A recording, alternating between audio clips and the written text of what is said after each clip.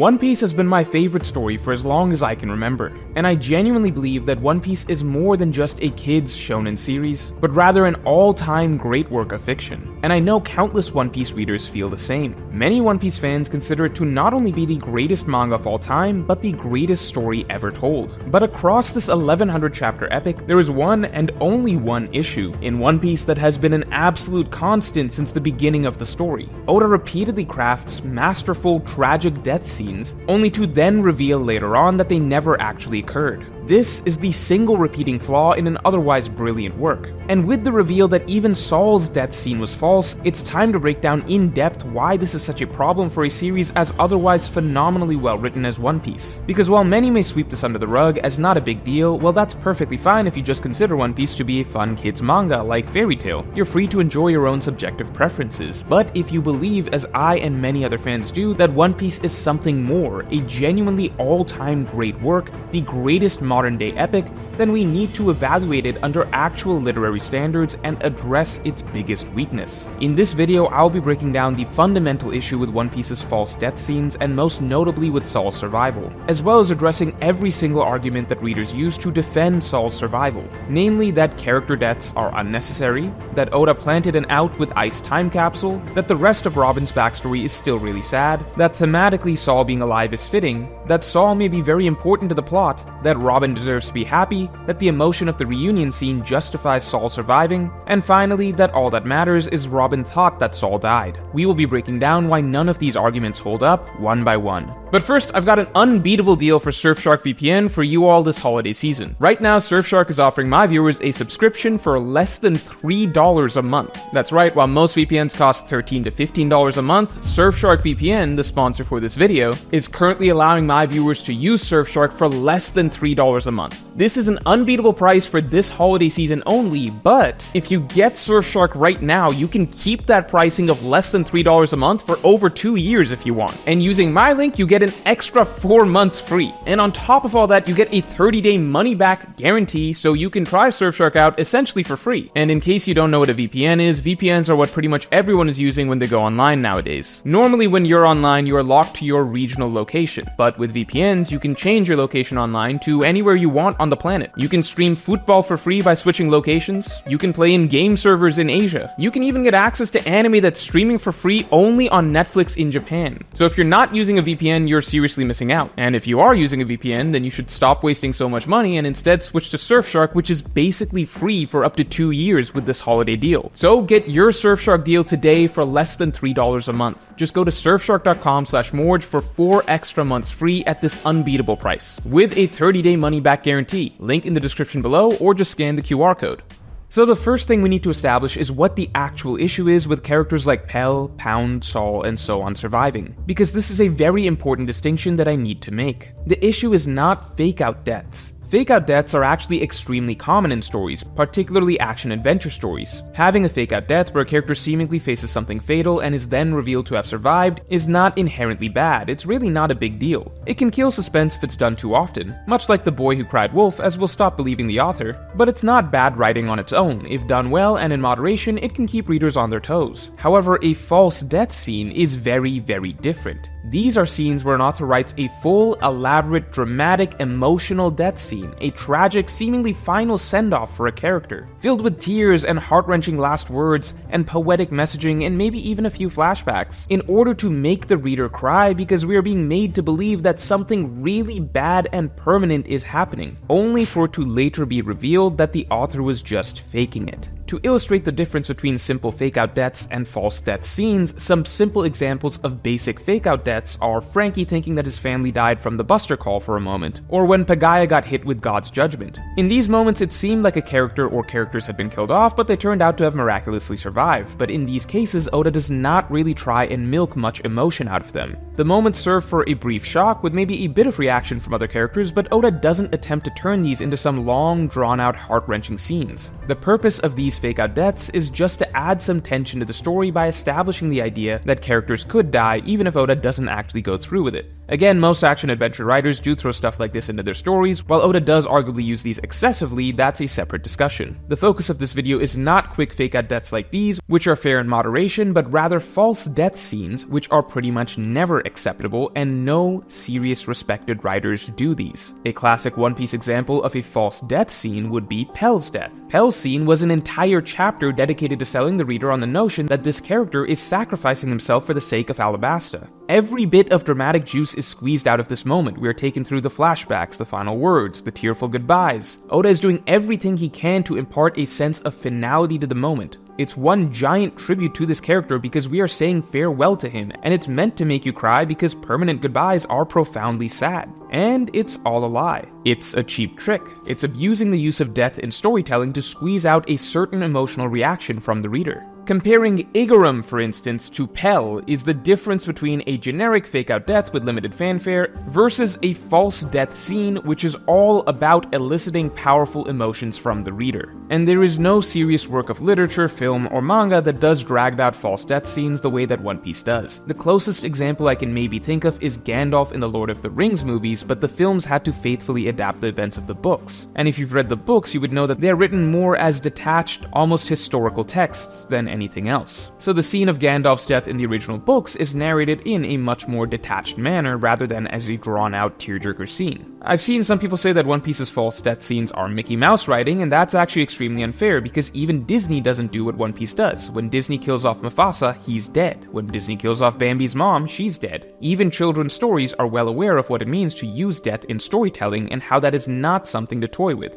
If death is being used for an emotional scene, then it must be followed through. And at its core, the simple fundamental reason for this is that in a death scene, the emotion that the author is eliciting from the reader is predicated on the premise of finality and milking this finality for all it's worth. Essentially, the author is earning an emotional reaction from the reader by telling us that he is making a heavy, permanent storytelling decision. But if in reality there is nothing final or permanent actually happening, then the author is in fact just lying to the reader in order to elicit these emotions. Great writers don't play with the finality of death like that because it's inherently cheap. The death has to actually happen for the story to maintain its integrity. A tragedy is only a tragedy when it actually happens. And so finally that brings us to Saul. Oda chose to remove the tragedy of Saul's death from the story. This was a perfectly written, heart-wrenching farewell, with Saul making it clear that even though this is the end for him, Robin needs to continue to live on in his stead. It's filled with tears and goodbyes and solemn acceptance of the end of one's fate. Oda is squeezing the end of Saul here for all it's worth, and he does it brilliantly. This scene concludes Robin's tragic flashback perfectly with the final gut punch of emotion to send us off on top of everything else that happened. To then reveal that Oda did not follow through on killing Saul after having capitalized on all the emotions of his death scene is just cheap writing, plain and simple. And so now that I've hopefully communicated the problem with this type of writing and with Saul's survival, it's time to get into the defenses surrounding Saul's survival, because many seem to want to defend this false death in particular. Now, the true reason I believe readers subconsciously view Saul's death as an exception to all other false death scenes in One Piece is something very simple that I think most don't realize, which I explain in detail on my podcast that just dropped, which you can listen to by becoming a member or by supporting me on Patreon, link in the description below. But here I'll go through all the arguments readers have put forward attempting to defend Saul's survival as somehow being okay. The first and simplest argument I see is that characters don't need to die for a series to be good. That is of course 100% correct, but that's a strawman argument. Most criticisms of death in One Piece are not that more characters need to die, it's that Oda should not write false death scenes and pretend that characters are going to die. Now second, this is the most common argument I've seen, which is that Ice Time Capsule was a brilliant out planned by Oda to make sure Saul survived. The out is in the name, of course, Time Capsule. So first of all, minor note, this is incorrect. It's a myth that has spread through the fanbase. Ice Time Capsule is not what was used in Saul's false death scene. Ice Time Capsule is just a move Aokiji used before that to freeze Saul's leg. The move that Aokiji actually used to freeze Saul in Saul's dramatic, apparent death scene was Ice Time, which is one of Aokiji's normal attacks. On top of that, considering that just in general Aokiji's attack naming scheme is often time-based, the Ice Time Capsule argument is just one of the flimsiest outs imaginable. But you know what? I'm not even interested in engaging in the logic of Ice Time Capsule, because at the end of the day, it doesn't matter. Even if you want to maintain that Ice Time Capsule is a brilliant logical out, that's not worth arguing over because it's just straight up missing the point. This argument only addresses the logic of how the character survived, but the logic is not the real issue. The primary issue with Pell's death scene, for instance, was not actually how did Pell survive. That is a fairly shallow critique. The actual writing problem is that because Pell survived, we now have an unbelievably cringy 20 pages of heavy-handed, absolutely eye-rolling melodrama about this quote-unquote noble sacrifice that isn't actually happening. So in that same vein, the issue isn't about the logic of how Saul survived or whether or not Oda planted an out. The issue is that Oda wrote and presented the scene as though this was a tragic, dramatic, heartbreaking death scene. He gave us a several-page monologue filled with emotion that is literally from start to finish hammering in over and over that this is the end to Saul's story and the last time he will ever see Robin. Saul is saying this is the end for him. Aokiji is telling us Saul is dead. All of the emotion of the scene is built off establishing a sense of tragedy around the loss of this character. And the moment the author actually starts to cash in on the concept of killing a character to elicit a powerful emotional reaction from the reader, which Oda is undoubtedly doing in this scene, that right there means the author cannot turn back on it because that would be cheap storytelling. It's getting the juice of a tragic death without actually having to commit to the difficult decision of killing off your character. Planting an out like Ice Time Capsule does not matter once the fake death is being used for drama and emotion. For example, at Marineford, let's say in the background Oda had drawn in one of Whitebeard's commanders having a hole repair fruit, and we got a glimpse of him at some point in the war repairing a hole. And so after Ace dies, imagine some 400 chapters later, Ace pops back up, and it's revealed that he survived because hole repair guy fixed him right after Luffy passed out.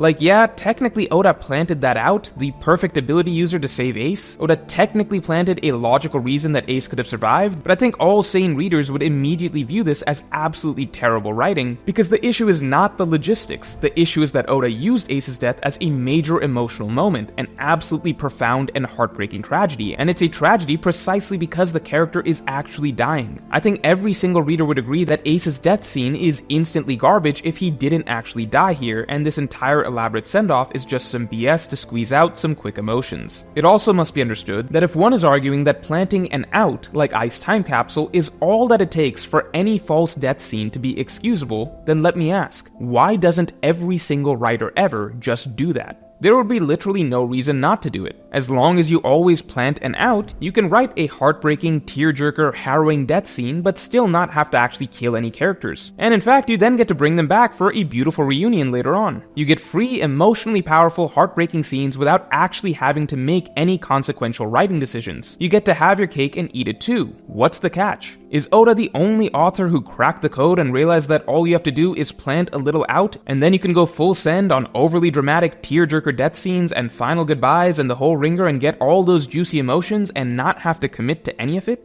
Or is it that every other great writer ever doesn't do this because it's fundamentally cheap writing? Having an out is irrelevant to the discussion because writers always have the option of planting an out, they just don't do it if they're committing to using death for emotion. And if you still really don't get it, then consider this. If you consider Ice Time Capsule to be a logical out for Saul to survive, which therefore justifies his false death scene, then by that logic, you should have absolutely zero issue with Clover or Olvia being revealed to be alive either, right? Because Clover and Olvia were left with a way larger window of survival than Saul. Clover and Olvia were never shown dead on the island, and hell, they weren't even frozen. We leave all three of these characters, Saul, Clover, and Olvia, on the burning island, and Saul is actually the one in by far the worst shape. Even if you want to debate in circles about how Ice Time Capsule means Aokiji wasn't necessarily trying to kill Saul, even though he actually froze him with his usual ice time, yada yada, the fact is Saul was still left completely frozen, which is objectively far worse than Clover and Olvia, who are at least not frozen. And if you want to argue that no, the ice protected Saul from the flames, that's literally canonically contradictory. It's in fact straight up explained in One Piece word for word that heating up a frozen body fast is actually the worst way to thaw someone out and it will literally kill you, which is why lukewarm water is actually necessary to thawing someone out without killing them, not f***ing fire. But yeah, Ice Time Capsule on a f***ing burning island is such a brilliant out. Sorry, I think I'm getting in the weeds here because again, the issue is not about whether or not the out is airtight, logically sound. The original point is that Saul, frozen solid, is clearly left off far worse than Clover or Olvia. So whatever window you think Oda left for Saul to survive, Oda objectively left an even bigger window for Clover and Olvia to survive. So does that then make it okay for Clover and Olvia to also turn out to be alive next? Would you genuinely say that it would be good writing for them to also pop up in the next dozen chapters or so? I think we would all agree that the answer is obviously not, because obviously the issue was never about, did Oda technically leave a window for the characters to survive? The point is that we were given dramatic, closing, tearful final send-offs for all of these characters, and once these scenes have been written, then for them to actually carry weight, the author needs to actually follow through on this being the end for them.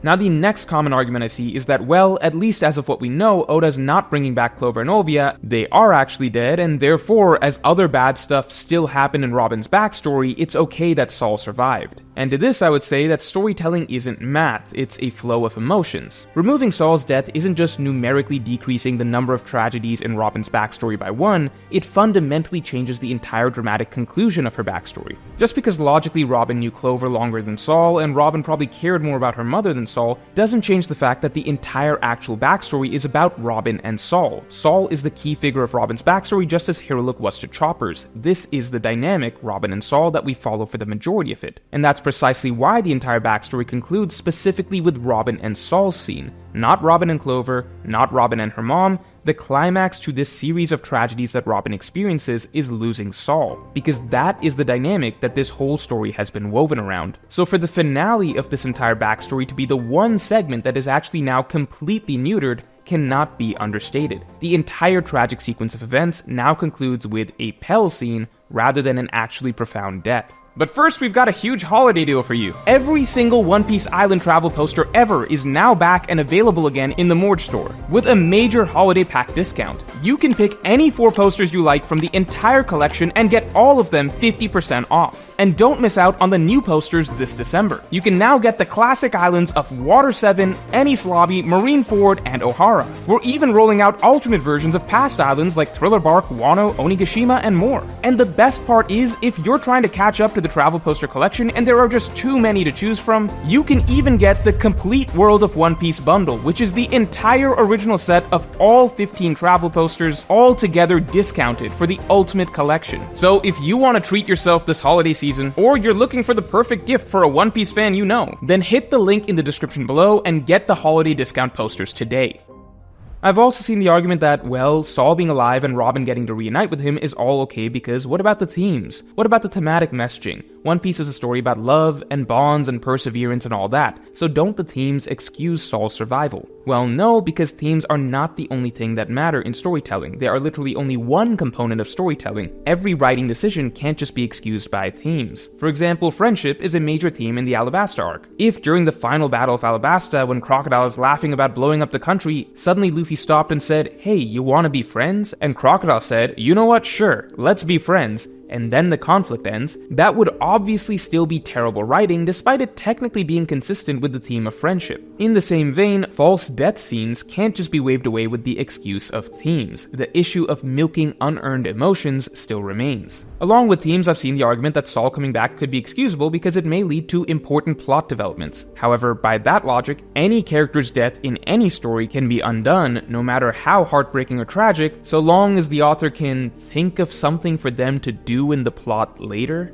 That is an insanely low bar to justify writing false death scenes. This isn't really a defense so much as a reflection of the fact that so far Oda hasn't even been doing anything with characters like Pound and Pell after bringing them back. They have no significant narrative impact whatsoever, such that Saul having any plot value at all from here on will seem brilliant in comparison. But by broader storytelling standards, no, just giving a character something to do does not excuse writing false death scenes. I've also seen the argument that Robin deserves to be happy. Of course she does. Luckily, that's what the entire story of her meeting the Straw Hats and them going to war for her with the world government and giving her a family and love and peace was all about. The crew gave her happiness. That's the beauty of her arc. The argument that Saul should be alive because that would make Robin even more happy would also apply to literally every other Straw Hat. Nami deserves to be happy, that doesn't mean bring Bellemere back. Chopper deserves to be happy, that doesn't mean Hiruluk should come back. Robin had already found happiness with the crew, adding in getting Saul back as well was just completely superfluous. And that brings me to the argument that the reunion was just such a touching scene that it justifies bringing Saul back. I don't even know what to say to this because yeah, obviously it's going to make for a very heartwarming scene. If Luffy saw Ace again, that reunion would be heartwarming. If Law met Corazon again, that reunion would be heartwarming. It's literally always going to be heartwarming for a character to be reunited with a dead loved one. By that logic, every single death scene ever should be undone. And finally, the last argument I've seen defending Saul's survival is that Saul's death scene is still just as sad because what really matters is the effect on Robin. Robin thought Saul was dead, therefore it's exactly the same as Saul being dead. Nothing is lost. Now this notion is just baffling. To genuinely argue that if character A thinks character B is permanently gone, then that is the same as character B actually being permanently gone, literally throws the entire concept of killing characters in storytelling out the window. If there is literally no difference, then why should Oda ever actually kill off any character? Why did Oda kill off Bellemere? Why didn't Oda just think of a way to make Nami believe that Bellemere was dead while actually having Bellemere survive? Why kill Corazon? Why not write a different scenario so that Law thinks Corazon is dead but Corazon actually survives? It's all the same, right? All that matters is the effect on character A. Hell, why does any writer ever kill off any character in that case? Just write scenarios where character A is led to believe that character B died, if supposedly nothing is lost by keeping character B alive. Just try applying this line of thinking to literally any story and see how it falls apart. Simba losing Mufasa in The Lion King is an extremely sad scene. If Mufasa came back at the end of the story, would you seriously argue that, well, technically the movie is still just as sad because Simba thought Mufasa was gone? I think most everyone would agree that the film has fundamentally lost some of its heaviness if Mufasa is actually alive.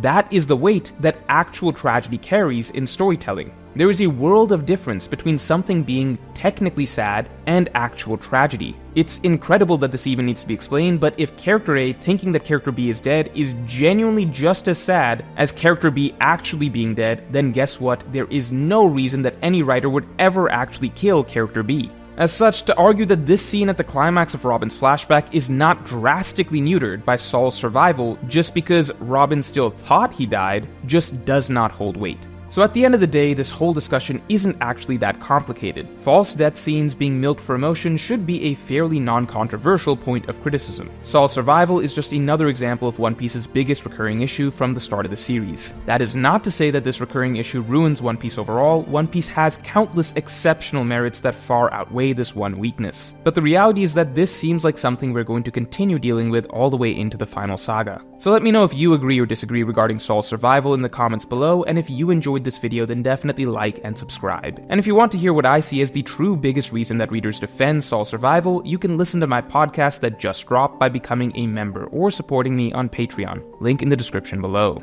And make sure to get your Surfshark deal for less than $3 a month. Just go to surfshark.com/Morge for 4 extra months free with a 30-day money-back guarantee. Link in the description below, or just scan the QR code.